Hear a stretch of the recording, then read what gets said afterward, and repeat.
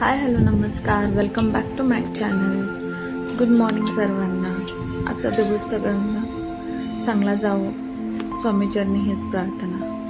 तर चला, तर आज एक छोटीशी क्लिप दाखवून मी तुम्हाला आपला आजचा व्हिडिओ स्टार्ट करूया. तर आज आपण बनवणार आहोत छान अशी झटपट होणारी मटकीची उसळ. त्यासाठी मी एक कढई घेतली आहे, त्याच्यामध्ये 2 ते 3 चमचे तेल टाकून घेतले आहे. मटकी स्वच्छ धुवून ठेवलेली आहे, आधीच मोड आलेली मटकी आहे. तेल तापल्यानंतर याच्यामध्ये 1 चमचा मोहरी टाकली आहे, ती व्यवस्थित तडतडू दिली आहे. ती तडतडल्यानंतर त्याच्यामध्ये 1 चमचा जिरे टाकले आहे. नंतर गॅस कमी केला आहे. नंतर त्याच्यामध्ये आले लसूण खोबऱ्याची पेस्ट टाकलेली आहे. ते करपू नये म्हणून 2 कांदे चिरून एकदम बारीक चिरून टाकलेले आहेत. त्याच्यानंतर व्यवस्थित सर्व मिक्स करून घ्यायचे आपल्याला.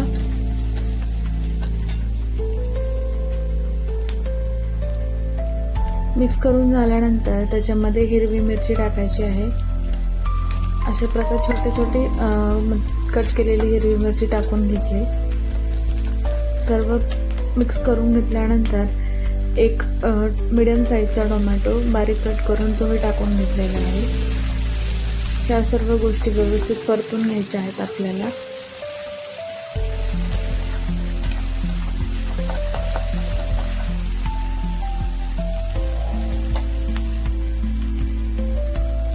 व्यवस्थित परतून झाल्यानंतर मसाले टाकून घेऊ.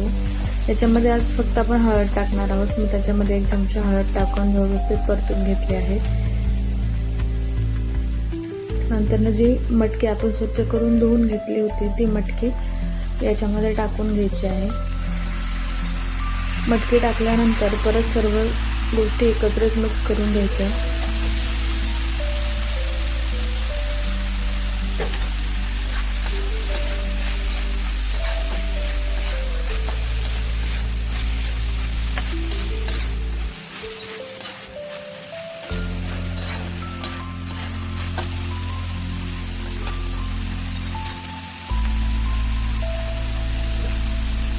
सर्व गोष्टी एकत्रित मिक्स झाल्यानंतर चवीपुरते मीठ टाकून घ्यायचे आहे त्याच्यामध्ये. आणि शेंगदाण्याचा कूट टाकायचा आहे. शेंगदाण्याचा कूट टाकून घेतल्यानंतर परत सर्व गोष्टी व्यवस्थित मिक्स करून घ्यायच्या. आणि त्याच्यामध्ये मटकी शिजण्यापुरते पाणी टाकून घ्यायचे आणि झाकण ठेवून मिडियम गॅसवरती मटकी चांगली शिजू द्यायची आहे. ही झटपट होणारी रेसिपी आहे. ही तुम्ही तुमच्या मुलांच्या टिफिनला किंवा हजबंडच्या टिफिनला देऊ शकता. एकदम छान लागते चवीसाठी. आता सकाळच्या धावपळीमध्ये बऱ्याच वेळा काय होतं की आपल्याला काय करावं टिफिनला सुचत नाही, त्यावेळेस हा एकदम उत्तम पर्याय आहे. सर्व गोष्टी मिक्स झाल्यानंतर ते शिजण्यासाठी जेवढं पाणी हवं तेवढं पाणी तुम्ही, मला ती सुक्कीच हवी होती, उसळ म्हणल्यानंतर ती सुक्कीच येते, त्याच्यामुळे मी थोडंसं पाणी टाकून त्याच्यावरती झाकण ठेवून मिडियम गॅसवरती ते शिजत ठेवलेलं आहे.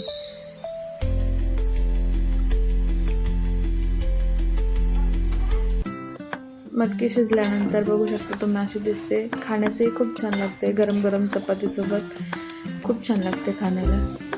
ही माझी सकाळची अशी गडबड चालू असते. मुलाचा टिफिन, हजबंडचा टिफिन असतो. एका साईडला मटकी तयार झालेली आहे, दुसऱ्या साईडला मध्ये नाश्त्यासाठी उपीट केलेले आहे आणि चपातीची तयारी सुरू आहे. आता रेसिपी आवडल्यास नक्की लाईक करा, कमेंट करा, शेअर करा आणि ट्राय करून